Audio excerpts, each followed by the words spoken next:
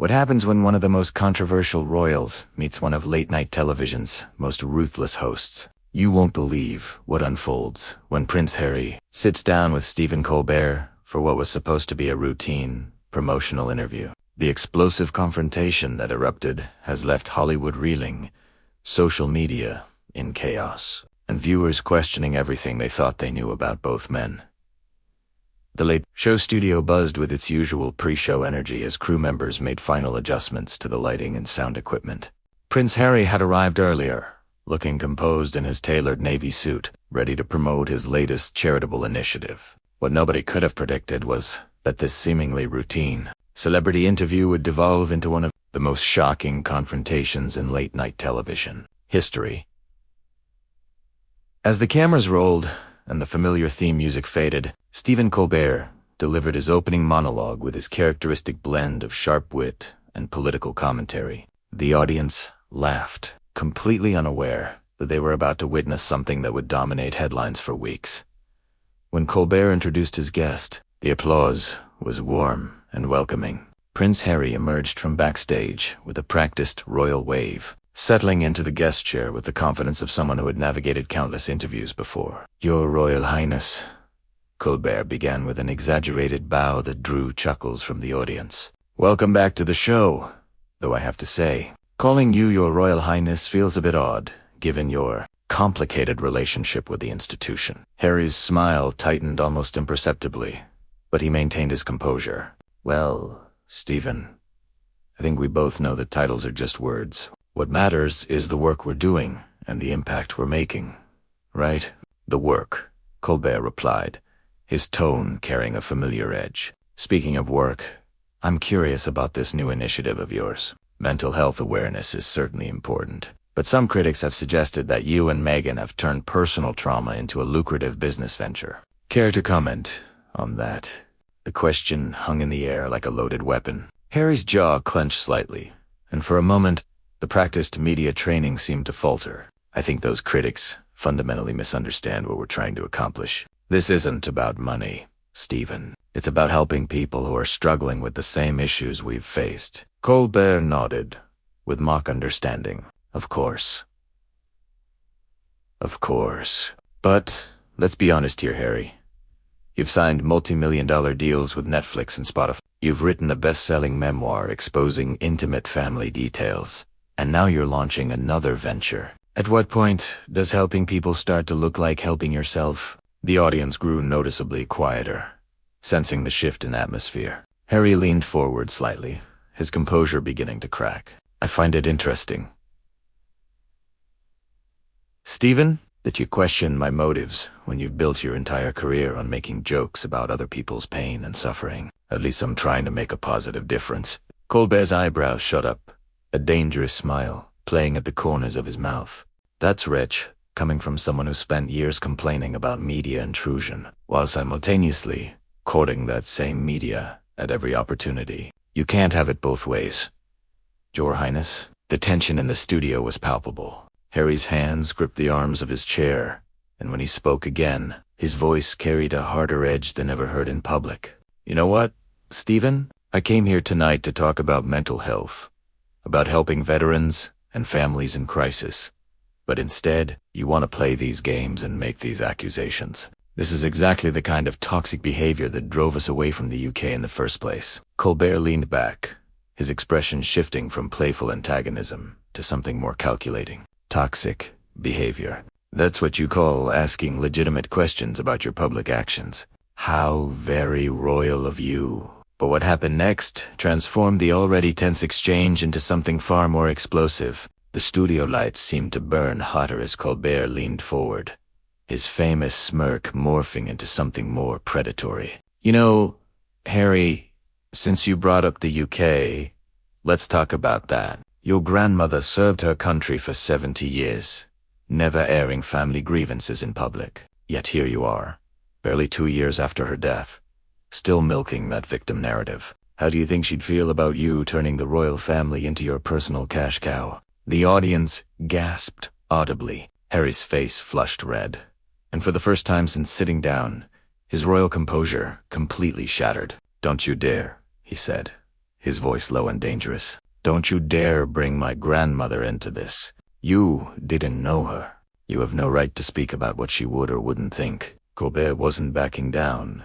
If anything, he seemed energized by Harry's reaction. Like a shark sensing blood in the water, he leaned in. "Oh, but I think I do have that right, Your Highness. See, unlike you, I don't hide behind palace walls when I have something to say. Your grandmother represented duty, service, keeping private matters private. You represent the exact opposite of everything she stood for." The words hit Harry like physical blows. His hands trembled, and when he spoke, his voice carried decades of suppressed anger and pain. "You want to talk about duty and service? Let's talk about it. I served 2 tours in Afghanistan while you were here making jokes about politicians. I've dedicated my life to helping wounded veterans, to causes that actually matter. What have you done besides tear people down for entertainment?" Colbert's laugh was cold and mocking. "What have I done? I've held powerful people accountable. I've asked the hard questions that others are too polite or too scared to ask. Like right now, I'm asking why a man who claims to want privacy has spent the last 3 years doing nothing but seeking attention. I'm asking why someone who talks about mental health seems so comfortable destroying his own family's mental well-being." The studio fell into an eerie silence. Even the camera operator seemed frozen, unsure whether to keep rolling or intervene. Harry stood up abruptly, towering over Colbert's desk, his entire body radiating barely contained fury. "You think this is holding me accountable? This is harassment. This is exactly the kind of predatory behavior that killed my mother." The mention of Princess Diana sent shockwaves through the room. Colbert's eyes widened for a moment, but instead of backing down, he doubled down with ruthless precision. "Your mother? Really? You're going to hide behind that tragedy too? How convenient that every time someone challenges you, out comes the Diana card. She died in a car accident, Harry. Not from media criticism. Yet, you've spent your entire adult life using her death as a shield against any legitimate scrutiny." What happened next stunned everyone in the studio. Harry's face went white, then flushed crimson with rage. His voice, when it came, was barely controlled. "How dare you minimize what happened to her? How dare you sit there in your comfortable chair making millions off other people's misery and tell me how I should grieve my mother?" Colbert straightened in his chair, his expression cold and calculating. "I'm not telling you how to grieve, Harry. I'm telling you to stop using that grief as a weapon against anyone who dares to question your choices. Your mother faced real persecution from the media, real invasion of privacy. Yet you court that. Say media every chance you get, then cry victim when they don't write exactly what you want them to write." The audience was completely silent, some covering their mouths in shock. This had gone far beyond a typical celebrity interview gone wrong. This was character assassination playing out in real time, and Harry was visibly struggling to maintain control. "You don't know what you're talking about," Harry said, his voice shaking with emotion. "You don't know what it's like to have your every move scrutinized, to have lies written about your wife, to have your children threatened by the same people who destroyed your family." But Colbert wasn't finished. Sensing his guest was at the breaking point, he moved in for the final devastating blow. "You know what I think, Harry," Colbert said, his voice dropping to a whisper that carried more menace than shouting. Think? You're exactly like your father, weak, entitled, and completely unable to handle criticism. The only difference is that Charles waited until he was king to show his true colors. You couldn't even wait that long. The comparison to his father hit Harry like a lightning bolt. His body went rigid, and for a moment, the studio was so quiet you could hear the hum of the cameras. When Harry finally spoke, his voice was barely above a whisper, but it carried a fury that made everyone take a step back. "What did you just say to me?" Colbert smiled, sensing he'd found the perfect pressure point. "You heard me. You're just like Cello Spechulan, self-absorbed, and convinced that the world owes you something. At least he waited until after your grandmother died to start his reign of incompetence. You started your tantrum while she was still alive." Harry's hands clenched into fists. "You have absolutely no idea what you're talking about. You sat here in your ivory tower making jokes about people's lives, And you think that gives you the right to judge my family? To judge me? It's not judgment, Harry, Colbert replied with mock reasonableness. It's observation, and what I observe is a man who had everything handed to him, threw it all away for a Hollywood actress, and then spent years whining about the consequences. Your brother William is actually doing the job. He's serving his country without constant drama. But you're just another celebrity trying to stay relevant. The mention of William was the final straw. Harry stepped closer to Colbert. Des, his voice rising to a roar that echoed through the studio. Don't you dare bring my brother into this. You don't know anything about our relationship, about what we've been through together. William and I have always had each other's backs, and that hasn't changed. Colbert's eyebrows shot up with theatrical surprise. Really? Is that why he wasn't at your last big media appearance? Is that why he didn't defend you when you accused the family of racism? Face it, Harry. You burned that bridge, just like you burned all the others. The audience was completely silent now, some looking around nervously, unsure whether to stay or leave. This had gone so far beyond entertainment that it felt like witnessing a public breakdown. Harry was visibly shaking, his face cycling between rage and something dangerously close to tears. You're a pathetic excuse for a journalist, Harry said, his voice cracking. You hide behind comedy to say things that would get you sued if you said them seriously. You're a coward who attacks people when they're vulnerable and calls it holding them accountable. But Colbert wasn't done twisting the knife. Vulnerable. Vulnerable. Harry, you've made a fortune off being vulnerable. You and Meghan have monetized your pain better than anyone in history. Netflix specials, tell-all books, podcast, deal suve. Turned trauma into a business model. At least, be honest about what you're doing. Harry slammed his hand down on Colbert's desk so hard that the coffee mug jumped, spilling its contents across the scattered papers. Honest? You want me to be honest? Fine. I came here tonight, thinking I was talking to a professional. Instead, I find myself facing a bully who gets his kicks from tearing people down. This isn't journalism, Stephen. This is sadism.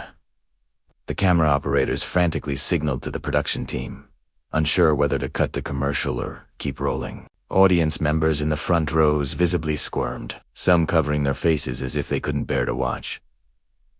Colbert rose to match Harry's aggressive posture across the desk. Sadism. That's rich coming from someone who spent an entire book detailing how much he hates his family. You want to talk about sadism? Try publicly humiliating your father and stepmother while they're trying to serve their country. Try accusing your family of racism on international television without any proof. Harry's voice, more growl than speech, trembled with fury. You want proof. You want to know what it was like growing up in that family? Conversations about how dark my son's skin might be. Complete abandonment when Meghan was suicidal. The institutional racism that made my wife's life hell. Conversations no one else remembers happening, Colbert shot back with ruthless precision. Conversations that conveniently can be verified. How convenient that the only witnesses to this alleged racism are you and your wife. How convenient that these revelations only came after you'd already left the family and needed a way to justify it. What happened next would be replayed across social media for weeks, analyzed frame by commentators and royal watchers alike. Harry's composure didn't just crack, it shattered completely. You know what? Harry screamed, his voice echoing through the studio with raw, unfiltered rage. I'm done with this. I'm done with people like you who think they can say whatever they want about my family, my wife, my children, and hide behind the excuse of entertainment. You're nothing but a sanctimonious bully with the television show. He ripped off his microphone, the small device clattering across Colbert's desk onto the floor. Feedback screeched through the speakers as the sound engineer frantically adjusted levels. This is exactly why we left. This is exactly the kind of toxic, destructive behavior that made our lives unbearable. You sit there in your comfortable studio, making millions by destroying people, and think that makes you some kind of hero. Colbert, sensing he had pushed too far, but unable to resist one final jab, called out as Harry began to storm away. Running away again. Harry, just like you ran from your royal duties, just like you ran from your family. Some habits never change. Harry stopped dead, turning slowly to face Colbert one last time. The look in his eyes was a mix of fury, pain, and complete disgust. You want to know the difference between us, Stephen? When I see someone struggling, I try to help them. When you see someone struggling, you kick them when they're down and call it comedy. History will remember which one of us was on the right side. He began walking toward the exit, but Colbert couldn't resist the last word. History will remember that you had everything and threw it all away for attention. Enjoy your Hollywood lifestyle, Your Highness. I'm sure your grandmother would be so proud. The mention of his grandmother was the breaking point. Harry spun around, face contorted with absolute fury. My grandmother, he said, voice deadly quiet, but carrying to every corner of the studio, spent her entire life serving others with dignity and grace, something you clearly know nothing about. She would be disgusted by what you've become, a bitter, cruel man who gets his power by tearing others down. You're everything that's wrong with media today. The audience sat in stunned silence as Harry continued his march toward the exit. Some filmed on their phones. Others hid their faces in shock. This wasn't just a celebrity. Melton, it was the complete destruction of any pretense of civility between two public figures. As Harry reached the doors, Colbert made one final, catastrophic mistake. Give my regards to Megha. I'm sure she'll have some great material for your next Netflix special. Harry stopped, hand on the handle, and turned back one final time. His voice was calm but deadly. You've just made the biggest mistake of your career, Stephen. This conversation isn't over. The studio door slammed shut with a sound that seemed to echo forever. For several long moments, no one moved. The audience didn't know whether to applaud, boo, or simply sit in the uncomfortable silence that had descended. Colbert tried to recover, cracking weak jokes about royal tantrums and Hollywood drama, but even his usual confidence was rattled. Clips of the confrontation went viral within hours, with hashtag #ColbertTooFar trending worldwide. Royal commentators, mental health advocates, and rival hosts condemned Colbert's aggressive tactics. Sponsors pulled ads, viewers flooded CBS with complaints, and several celebrities canceled appearances. Meanwhile, Prince Harry's dignified exit was praised, seen as a man standing up for himself and his family against an unrelenting bully. What was supposed to be a routine interview had instead become a career-defining disaster that would follow both men for years.